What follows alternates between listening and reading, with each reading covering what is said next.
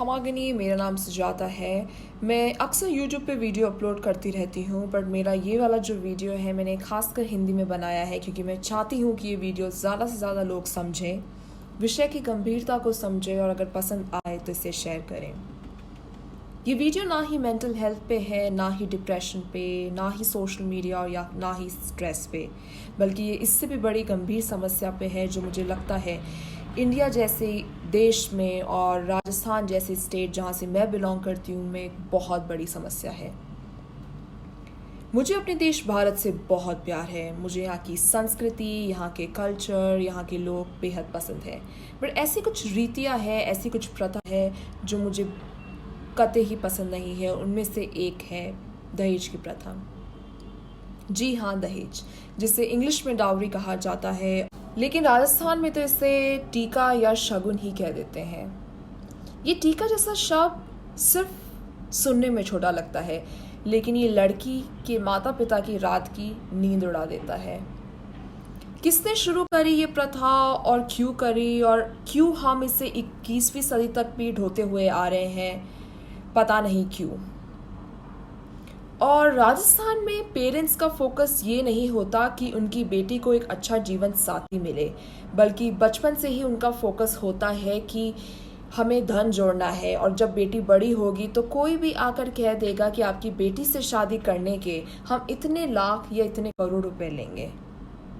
और हमारे यहाँ ये सिर्फ गांव या छोटे शहरों में नहीं होता, बड़े बड़े शहरों में भी होता है, जहाँ पे सो कॉल मॉडर्न और एजुकेटेड लोग भी अपने बेटों को अच्छी परवरिश देते हैं, उन्हें अच्छा पढ़ाते हैं ताकि जॉब उनकी चाहे कैसी भी लगे, बट उनको पता है कि उनकी लाइफ में एक ऐसा शुभ दिन आएगा जिस दिन वो रातों रात करोड़पति बन जाएंगे। 11 लाख टीका मांगेंगे उनसे जिनकी सालाना इनकम 5 लाख हो, और 21 लाख टीका मांगेंगे उनसे जिनकी सालाना इनकम 9 लाख रुपए हो। और अगर अमीर भी हो तो क्या, बेटी दे रहे हैं वो आपको अपने जिगर का टुकड़ा ही नहीं, समझो दिल दे रहे हैं, जिसे सालों से उन्होंने नाज़ों से पाला है और काबिल बनाया है। इसमें भी एक होड़ मची हुई है कि हमारे देवर के अगर 15 लाख टीका आया है तो हमारे तो 20 लाख आना ही चाहिए। अगर आपको होड़ करनी ही है तो किसी अच्छी चीज़ में करिए, क्यों किसी के पिता को लूटने में आप लगे हुए हैं। और औरतों को घर की लक्ष्मी भी कहा गया है। बिल्कुल, लक्ष्मी तो कहना वाजिब बात है ही। वो सब कुछ छोड़ छाड़ के आपके घर में आ रही है और आप कह रहे हैं कि हम तो आप पे एहसान कर रहे हैं और आपको हमारे घर में एंट्री तभी मिलेगी जब साथ में आप जेवर, गहने और ये सब सामान लेके आएंगे। और कई बार तो ऐसा होता है कि और सब चीज़ें छोड़िए, आप तो सिर्फ सोना ही ले आइए। ज्वेलरी तो होती है, आप इतने कीजिए, इतने तोला ज्वेलरी, सोना ही ले आइए। इस वीडियो के ज़रिए मैं सिर्फ अपने मन की बात नहीं बोल रही हूँ, बल्कि ऐसे बहुत से लड़कियाँ हैं, ऐसे बहुत से माता पिता हैं जो ये सब सोच रखते हैं पर कह नहीं पाते हैं। बात सिर्फ दहेज लेने की नहीं है, बात है डोमेस्टिक वायलेंस की भी, जिसे घरेलू हिंसा कहा जाता है। ऐसा नहीं है घरेलू हिंसा सिर्फ इंडिया में होती है और देशों में नहीं होती है, वहाँ पे भी होती है, बट भारत में घरेलू हिंसा का एक सबसे अहम कारण दहेज माना गया है। हिंदुस्तान टाइम्स की रिपोर्ट के अनुसार 2019 में 273 केसेस रिपोर्ट हुए डाउरी डेथ के। 2018 में 231 डाउरी डेथ के केसेस रिपोर्ट हुए, यानी इतनी महिलाओं को सिर्फ दहेज के कारण ही मार दिया गया है। हर 48 घंटे में 3 डाउरी डेथ केसेस रिपोर्ट होते हैं और ये सब आंकड़े राजस्थान के हैं। करीबन 70% महिलाएं भारत में घरेलू हिंसा का शिकार होती है, जिनमें दहेज को एक सबसे अहम कारण माना गया है। क्या हम लोग इंसान कहलाने लायक हैं? कौन सी मानसिकता है ये? और सबसे बड़ी बात है, लोग इसके खिलाफ आवाज़ नहीं उठाते।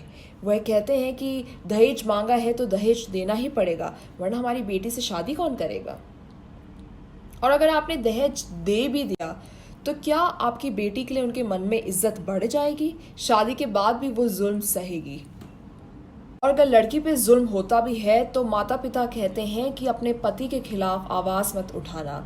पति के खिलाफ आवाज़ उठाओगे तो पति छोड़ देगा, सास ससुर के खिलाफ आवाज़ उठाओगे तो वो रिश्ता नाता तोड़ देंगे। कौन है ये पति और कौन है ये घरवाले? क्या वो घरवाले कहलाने लायक है?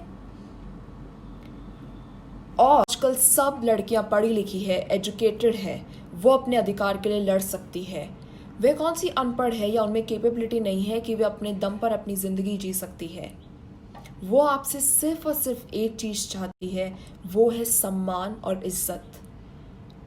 वो आप लोगों के लिए इतना सब कुछ करती है, अपना घर बार छोड़ के आपके घर में आती है, किसी की बेटी है वह, किसी की माँ है, किसी की चाची मामी, पता नहीं क्या क्या रिश्ते निभाती है और आपके घर को संवारती है, और आप उसके साथ ऐसा सलूक करते हैं।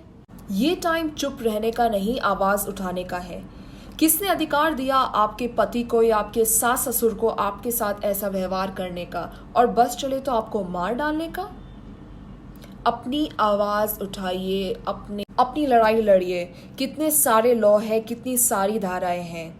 Protection of women from domestic violence act 2005, section 498A, और कितने सारे अलग अलग लॉज हैं। हेल्प लीजिए और अपने अधिकार के लिए लड़िए, क्योंकि टाइम है आवाज़ उठाने का। दहेज दे के लाइफ खराब करने का नहीं, क्योंकि ये तो लालच है और बढ़ जाएगा।